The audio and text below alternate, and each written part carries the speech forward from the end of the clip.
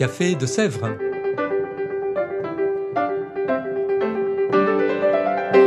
Au Café de Sèvres, on discute philosophie et théologie.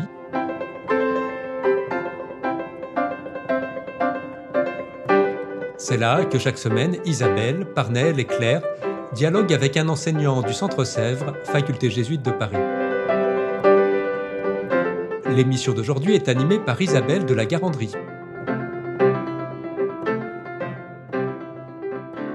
Chères auditrices, chers auditeurs, bonjour, bienvenue dans ce nouvel épisode du Café de Sèvres.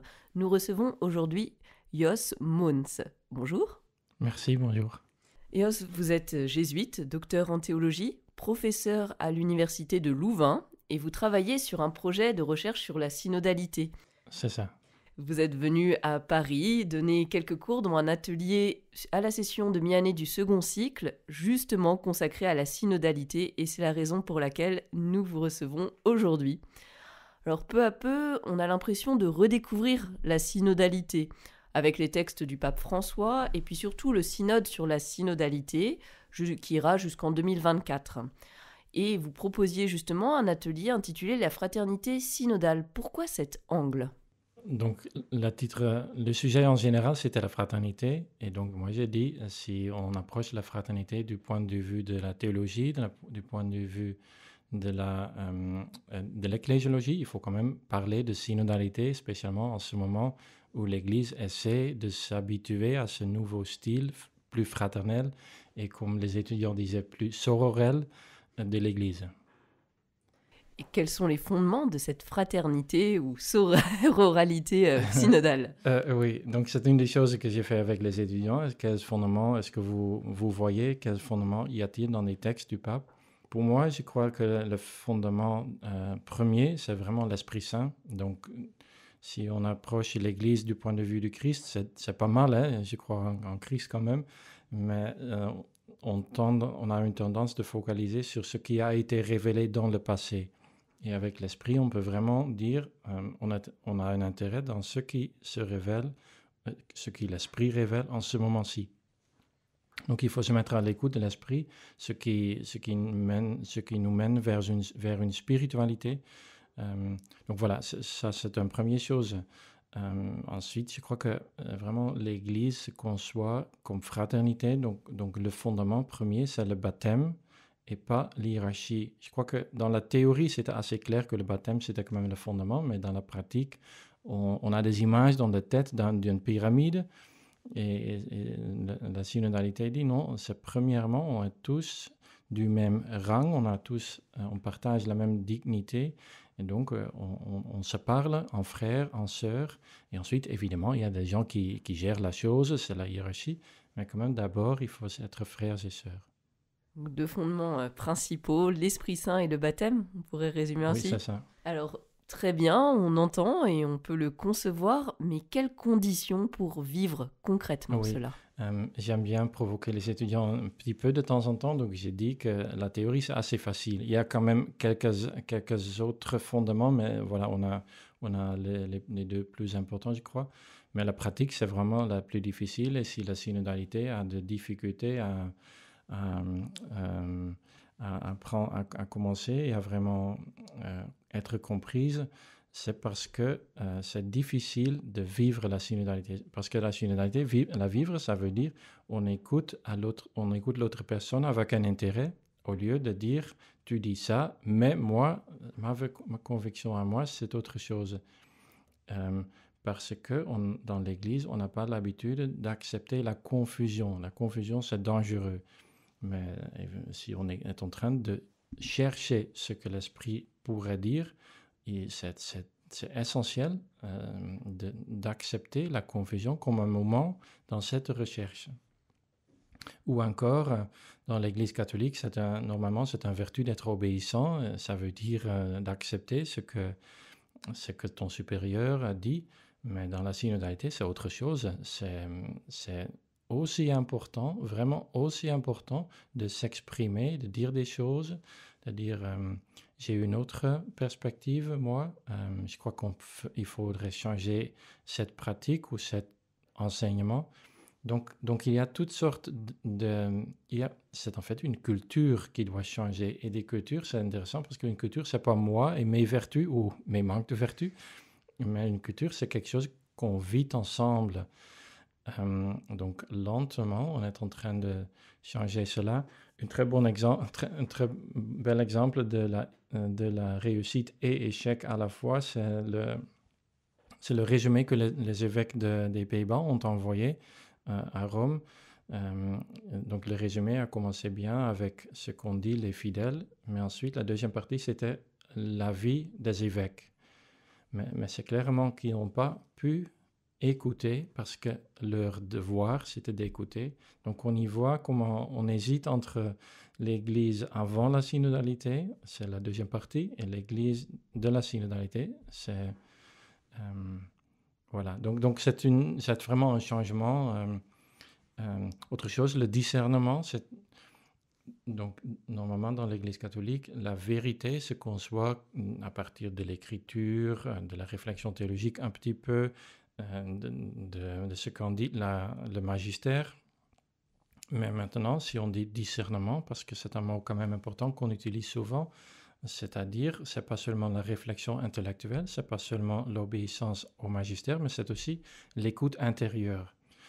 Les jésuites et tous les ignatiennes se réjouissent de ça, mais la plupart de l'Église n'a aucune idée de ce que c'est dangereux d'écouter ses sentiments, on se perd, c'est mieux d'être dans la sécurité avec le magistère.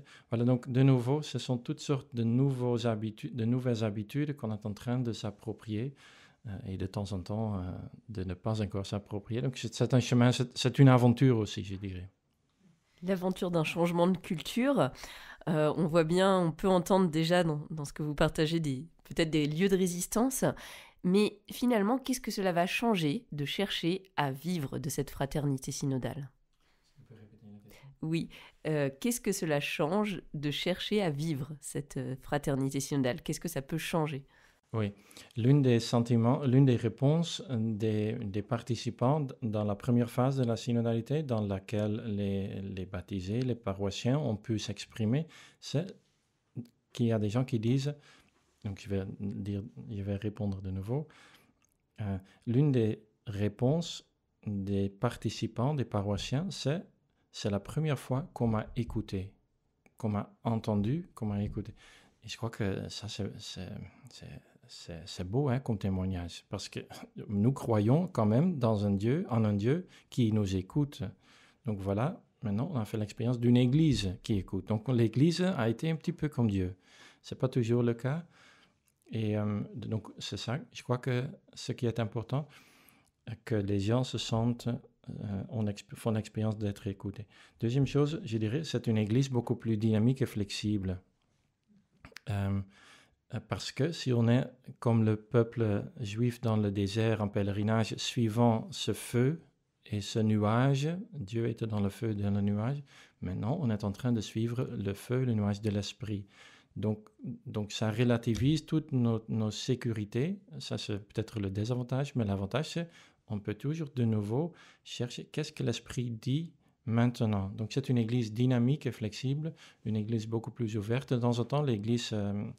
on perçoit l'Église où l'Église se comporte comme une forteresse. Donc on est dedans, c'est chaud, c'est agréable, mais c'est quand même le monde à l'extérieur qui est lointain. Donc une Église flexible et une Église qui écoute les gens.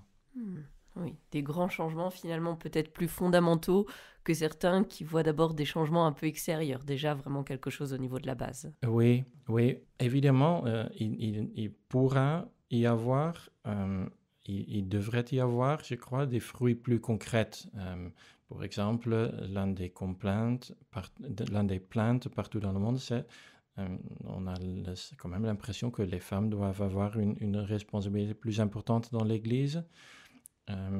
Il y a d'autres hot topics, mais moi je crois que c'est vraiment important parce que l'Église catholique n'a pas un bon nom d'écouter. Donc si on a exprimé ce désir partout dans le monde et il ne se passe rien, on va dire, on va pas mettre notre confiance dans cette Église, ne plus.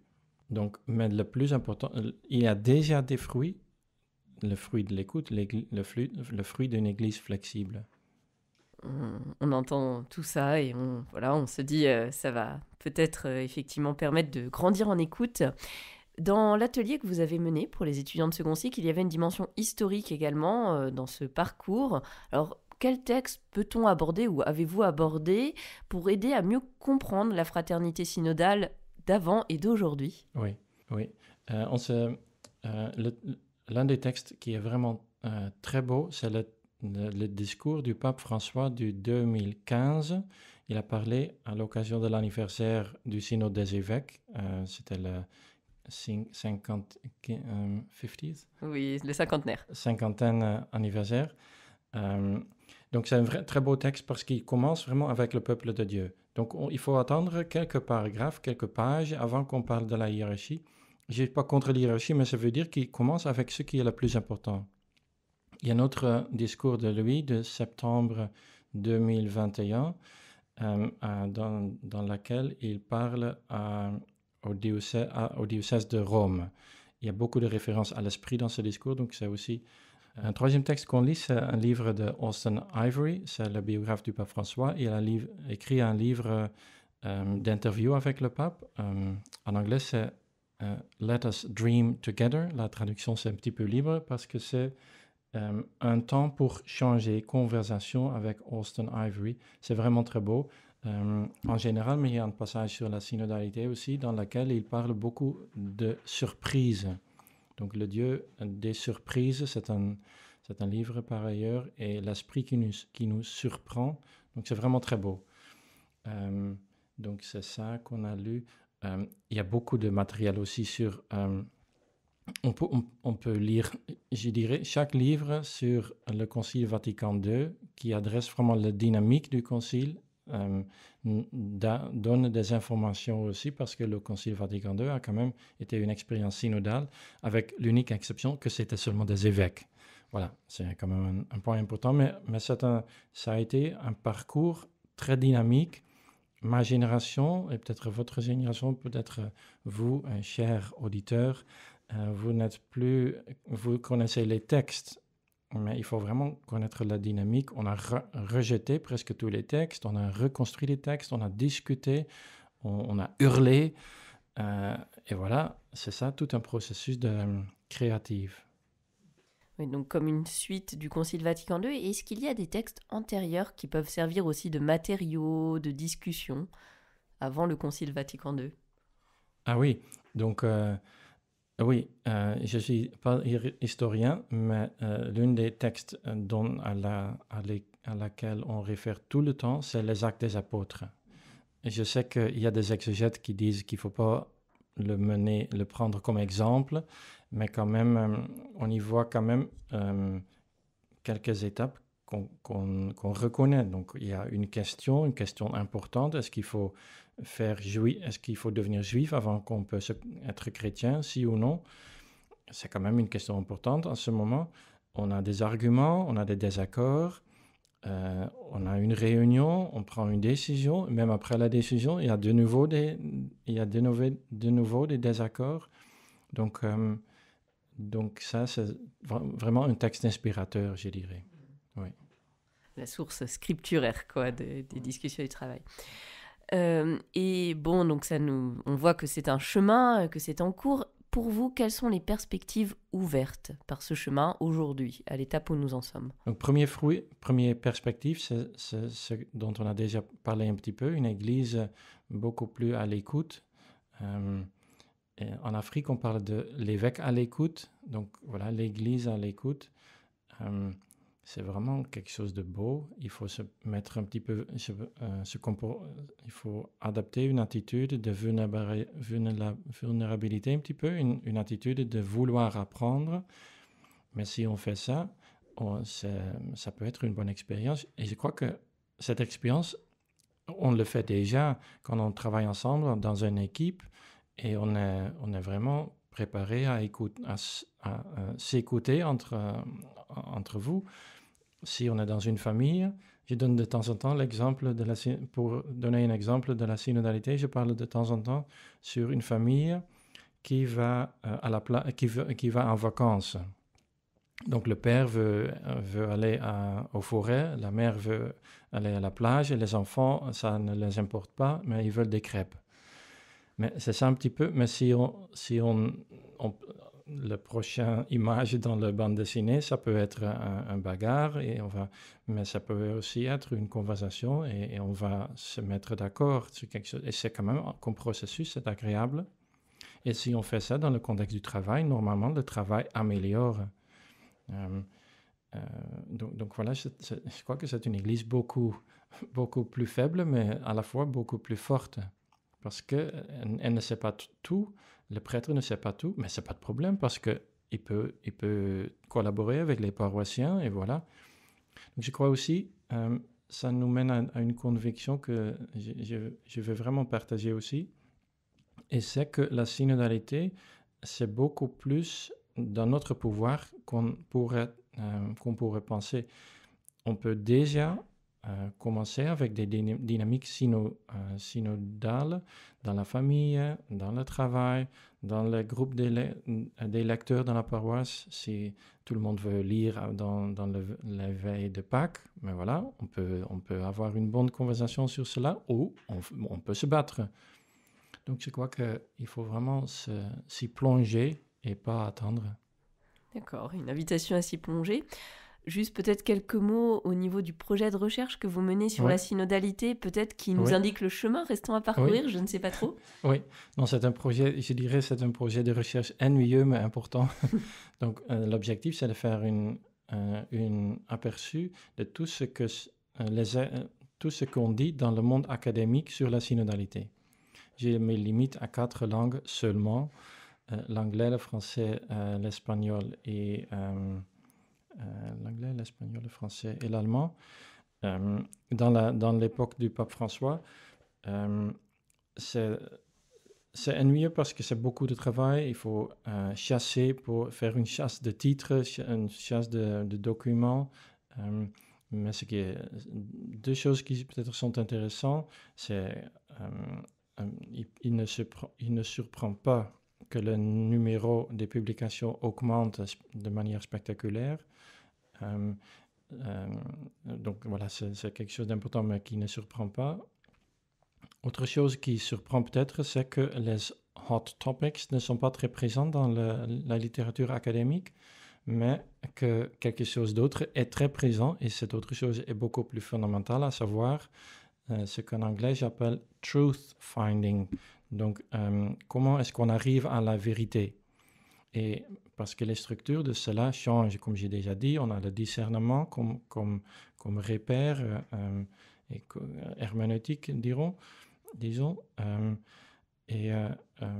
Donc voilà, ça c'est un changement. Et peut-être une troisième chose, à ma déception, ça me déçoit que c'est une déception que dans la littérature académique, il n'y a pas vraiment beaucoup d'attention à la spiritualité. Donc, on a beaucoup d'intérêt dans la discussion sur la théologie, des choses qui changent. Il faut des changements structurels dans le droit canonique, mais pas vraiment la spiritualité. Et je crois que, comme j'ai déjà dit, je crois que c'est là vraiment la chose essentielle qui va être décisif pour la chose. Un beau projet, riche. Alors, nous approchons de la fin du podcast. Avez-vous un mot de la fin pour nos auditrices et auditeurs? Oui, c'est une histoire que raconte Mirjam Weilens. C'est une professeure hollandaise qui travaille en Allemagne et qui est un conseiller, qui donne des conseils au Vatican. Et elle raconte de temps en temps l'histoire de sa conversation avec un évêque. Donc l'évêque, il donne des confirmations, évidemment, et l'évêque lui disait qu'il avait supprimé le conseil pastoral, parce que c'était encombrant, difficile, ennuyeux. Donc, et elle a dit, tu donnes la confirmation, n'est-ce pas? Oui, j'ai confirmé. Est-ce que tu y crois? Oui, évidemment, je suis évêque quand même. Donc elle a dit, mais alors si tu crois que l'Esprit Saint travaille dans ces gens, il faut les consulter, il faut les prendre en sérieux, il faut en fait croire en l'Esprit Saint. je crois que c'est un beau défi pour nous tous de croire que l'Esprit Saint travaille, est présent, vivant dans notre frère et sœur. Et d'alors, être vraiment intéressé, qu'est-ce que cette personne pense, comment est-ce que cette personne me peut enrichir. Enrichir, voilà. Très bien, une très belle invitation. Mais merci beaucoup, Jos, d'être venu à notre rencontre. Et chères auditrices, chers auditeurs, à bientôt pour un nouvel épisode du Café de Sèvres. Au revoir.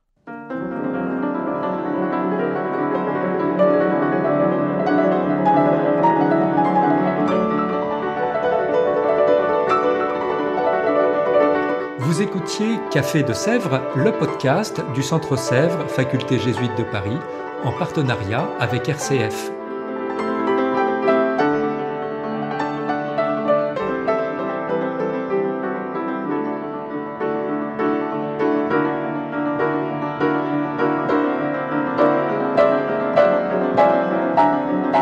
Pour ne rater aucun épisode, abonnez-vous sur votre application préférée.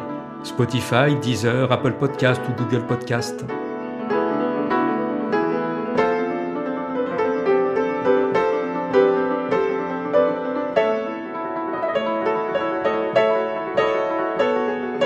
Et sur notre site internet www.centresèvres.com, découvrez l'ensemble de nos cours et conférences en philosophie et théologie. À bientôt.